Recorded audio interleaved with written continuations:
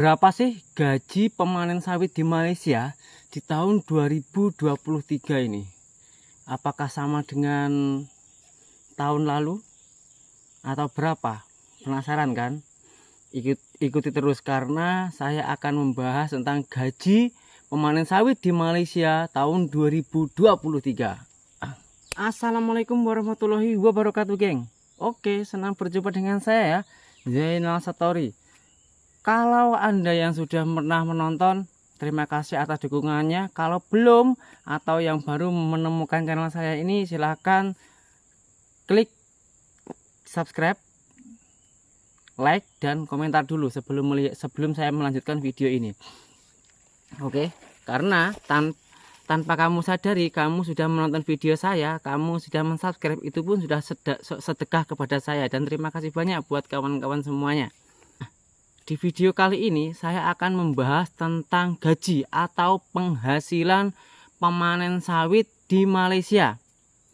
Bagi kawan-kawan kita, bagi sahabat-sahabat kita yang di Indonesia yang mau, apalagi yang mau merantau ke Malaysia, pastinya penasaran tentang gaji. Karena orang bekerja itu yang dipikirannya itu pasti gaji. Proses itu nomor 2, rata-rata 70-80% orang Indonesia yang kalau yang mau bekerja itu yang di otaknya pasti gaji dulu, wajar.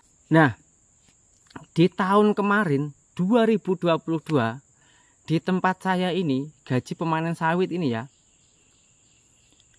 harganya itu 50 per ton, 50 ringgit per ton. Nah, sekarang alhamdulillah sudah naik, geng. Tapi naiknya nggak sama, karena di tempat saya ini setiap tahun naik ya, kadang naik 5 ringgit, kadang-kadang naik 10 ringgit, nggak tentu, tergantung pokoknya. Tapi jangan salah, geng, di setiap wilayah, di setiap negeri itu harganya berbeda-beda. Ada yang 60, ada yang 100, ada yang 50, ada yang 30, ada yang 40, ada yang 45, nggak sama. Mohon dengarkan baik-baik para sahabat-sahabat yang di Indonesia yang mau merantau ke sini. Pernah kan dengar orang gajinya itu 15 juta atau sampai 20 juta per bulan hanya pemanen sawit? Tapi jangan salah, lihat dulu prosesnya. Karena di setiap wilayah itu berbeda-beda harganya. Jangankan setiap wilayah, setiap di satu kampung itu pun setiap bos itu berbeda-beda. Nah, di setiap wilayah itu berbeda-beda, geng. Jangankan di setiap wilayah, di sama-sama kampung itu pun harganya bisa berbeda. Karena apa? Karena kita beda majikan atau beda bos ataupun beda toke ya.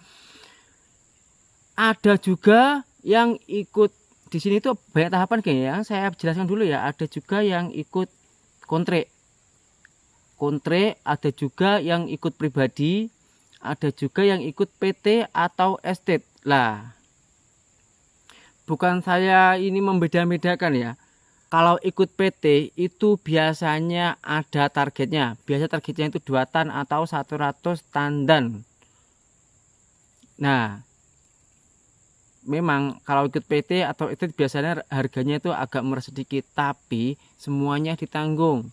Tentang ya seperti contoh tempat tinggal, alat untuk bekerja, dan tentang kesehatan itu semuanya insya Allah ditanggung oleh PT atau estate.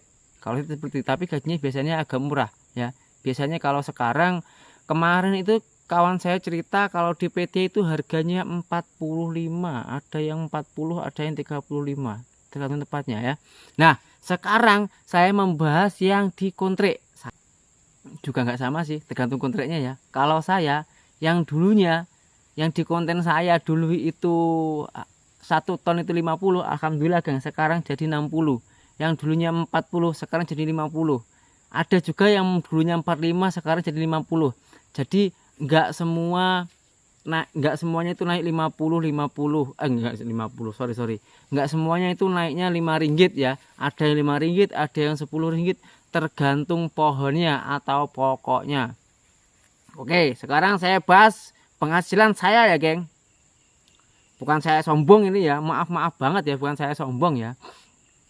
Saya kalau manen pohon seperti ini, di belakang saya ini mungkin lebih kurang 15 atau 20 kaki seperti itulah. Ini enggak seberapa tinggi, geng. Kalau seperti ini mungkin satu hari bisa mendapatkan 3 atau sampai 4 tan. Harganya kalau seperti ini itu 50 ringgit per ton. Jadi satu hari itu bisa mendapatkan 4 tan. 4 tan kalau kali 50 saja sudah 200. 200 kalau dirupiahkan sekitar 600.000 rupiah. Gaji PNS pun seperti kayaknya kalah ya. Tapi kita bukan membahas tentang gaji PNS, tapi gaji pemanen sawit yang ada di Malaysia. Tapi itu kotor, geng. Kalian harus tahu ya, itu kotor. Kotornya apa? Kotornya itu tentang namanya kita juga di negeri orang ya. Kita kan di sini juga numpang kerja kan, jadi harus mematuhi peraturan yang ada. Jangan sampai melanggar peraturan, karena banyak juga orang yang melanggar peraturan yang ada di Malaysia. Dan akhirnya dia pulang melalui belakang atau ilegal ya. Kalau ilegal itu bahaya, bisa ditangkap oleh imigrasi dan juga bisa dan juga bisa dibuang kalau setelah ditangkap. Membayar permit itu dokumen yang ada di Malaysia, dan juga untuk makan, juga untuk membayar api dan air. Itu mungkin semuanya lebih kurang 500 ringgit ya. Lah, kalau penghasilan kita tadi sekitaran 1.000 berapa tadi? 200 ya, 200 berarti kan satu bulan sekitaran 6.000. 6 kali 3 18 juta. Banyak kali kan? Iya, banyak lah. Kalau nggak banyak nggak mungkin bekerja di luar negeri ya kan. Tapi itu kotor, geng. Itu mungkin kita bisa kirim cuman 8, 9, 10. Mungkin banyak-banyaknya 11 juta. Karena kita di sini itu juga membutuhkan biaya. Ya, kadang-kadang biaya yang tidak kita sangka. Seperti contoh kita sakit, motor rusak, alat kerja rusak. Karena kalau ikut kontrak itu alat-alat kerja itu beli sendiri ya, bukan ditanggung oleh bosnya. Semua itu jadi kita sendiri yang menanggung. Jadi kita sendiri yang lebih berhati-hati. Nah, sekitar 16 juta itu kalau dikirim ya sekitar seperti itulah. Tapi semua itu tergantung orangnya ya.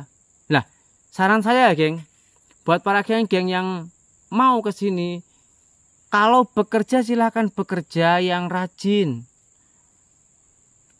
Kalau Anda belum siap atau masih frustasi, janganlah masuk ke sini. Karena, geng, banyak sekali orang yang di sini, yang ada di Malaysia sini pengangguran, jadi pengangguran. Bukan karena nggak ada pekerjaan, tapi dia nggak mau kerja. Itulah menurut saya, kalau jadi pengangguran itu jangan di negeri orang. Menyusahkan kawan, beneran. Sudah berapa kali orang yang di sini, apalagi ada yang sudah sampai tua itu nggak bisa pulang.